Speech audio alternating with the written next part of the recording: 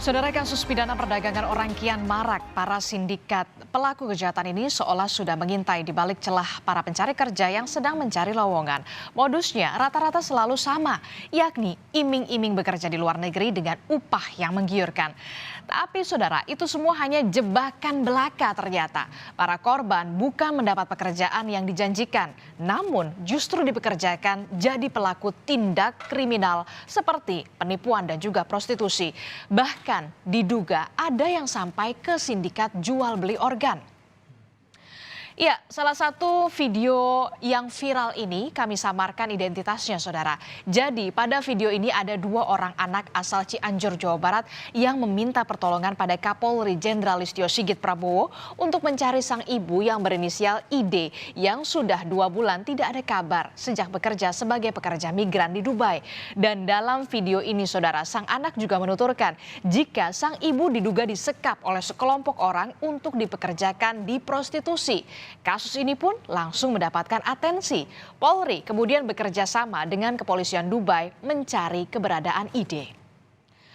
Lalu saudara, bagaimana ID ini bisa terjebak? Ya, kita lihat bersama. Sejak tahun 2022, ID ini bekerja sebagai asisten rumah tangga di Dubai. Namun karena tidak betah dengan sikap majikannya, ID kerap mengunggah keluhannya di media sosial. Dan dari sinilah banyak pihak yang menawarkan pekerjaan pada ID. Hingga akhirnya ID kemudian berkenalan dengan sosok pria bernama Eka yang mengaku sesama pekerja migran. Eka kemudian menawarkan ID pekerjaan dengan gaji yang tinggi, dengan syarat kabur dari rumah majikan. Terlanjur percaya ide yang terperdaya, Eka lantas kabur dari rumah majikannya. Namun saat berada di tempat yang dijanjikan, ide justru dikurung. Alat komunikasinya dirampas dan yang lebih pahitnya lagi, saudara, ide ini dipaksa masuk ke dunia prostitusi. Ngajak kabur katanya, kerjanya enak, gajinya gede katanya. Ada berapa orang katanya. Ada 3 orang ini yang terus itu tiap hari katanya ngajak, ayo teh ke sini, kerja di sini enak katanya. Terus mungkin ya orang-orang kayak gitu tempatnya, pas begitu dibawa ya begitu masuk mobil juga kan langsung dirampas, HP dirampas, ada uang diambil, kadang ada yang emas juga diambil gitu. Nah itu yang bikin kaget katanya, ya Allah, karena pas begitu dibawa ke satu tempat gitulah, ruangan agak gelap gitu. Ya, atas laporan dari pihak keluarga, Polres Cianjur kemudian menangkap seorang pelaku bernama Rahmat. Rahmat adalah penyalur pekerja migran ilegal yang pertama kali menawarkan pekerjaan dengan iming-iming penghasilan besar pada ID. Korban yang tergiur dan akhirnya dibawa tersangka ke Jakarta untuk bertemu dengan pelaku lain yang saat ini masih buron.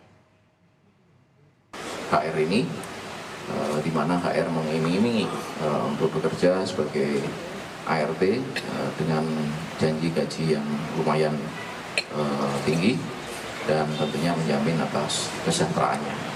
Kemudian sekitar bulan April 2022, setelah menyetujui sistem pekerjaannya, kemudian PMI ini diberangkatkan ke Jakarta oleh saudari M. Yang M ini bekerjasama tentunya dengan saudara HR ini. Ya, kepolisian Dubai akhirnya berhasil menemukan korban ID. ID kini sudah diamankan di shelter kepolisian Dubai, didampingi oleh Konsulat Jenderal Republik Indonesia Dubai. Dan selain ID, terungkap ada seorang pekerja migran lain asal Indonesia yang juga terjebak sindikat prostitusi di Dubai. Dan nantinya, saudara, setelah pemeriksaan kesehatan, kedua pekerja migran ini akan kembali dipulangkan ke Indonesia.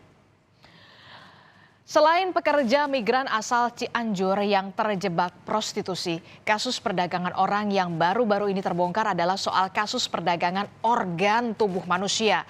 Jaringan internasional di Tarumajaya, Kabupaten Bekasi, Jawa Barat.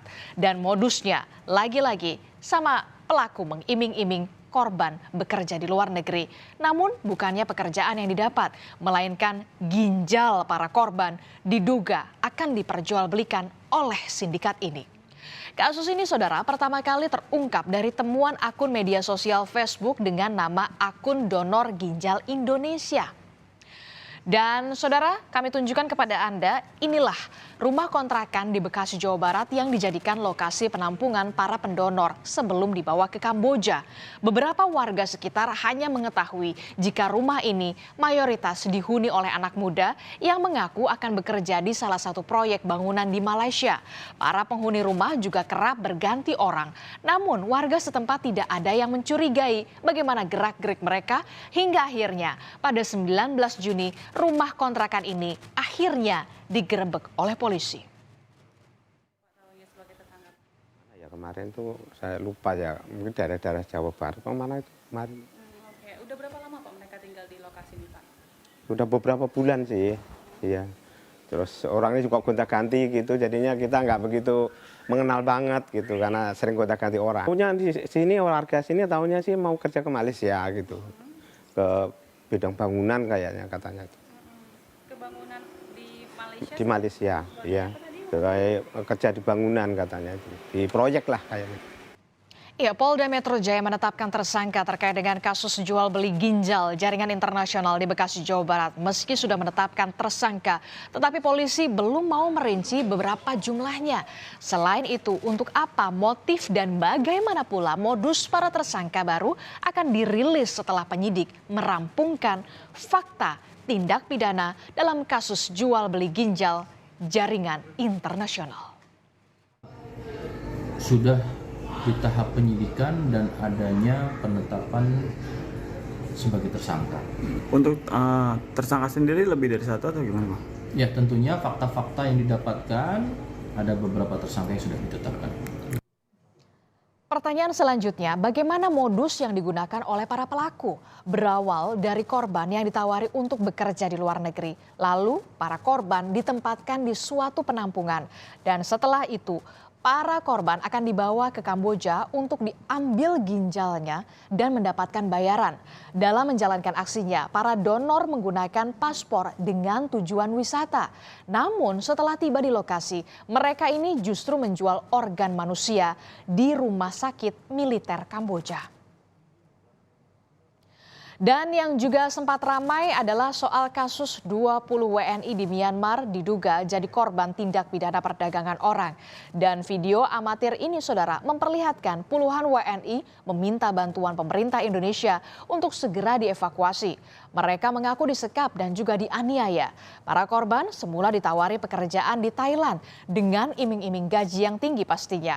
Namun ternyata mereka justru dipekerjakan di Myanmar di bisnis penipuan online. Ya, saudara, setelah melalui berbagai upaya, 20 WNI korban perdagangan orang ini akhirnya berhasil dievakuasi dari wilayah konflik di Myawaddy, Myanmar. 20 WNI tersebut kemudian dibawa menuju ke perbatasan Thailand. Dan pada 26 Mei yang lalu, 20 WNI ini telah kembali ke tanah air dan bertemu dengan keluarga mereka. Kalau kita melihat saudara, data dari 5 Juni sampai 10 Juli 2023, Satgas Tindak Pidana Perdagangan Orang berhasil menyelamatkan ada 2027 pekerja migran korban perdagangan orang. Dengan jumlah tersangka mencapai 749 orang.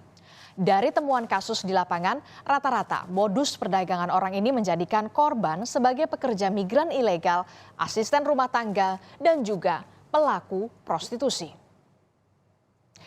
Dan dari beragam kasus sindikat perdagangan yang terjadi ini saudara, tentu saja membuat kita harus lebih teliti dan juga harus berhati-hati dalam mencari pekerjaan. Jangan mudah tergiur dengan info lowongan kerja yang mengiming-imingi gaji besar melalui media sosial.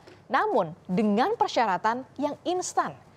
Kemudian pastikan pula asal-usul atau kejelasan penyalur tenaga kerja dan perusahaan yang akan dilamar.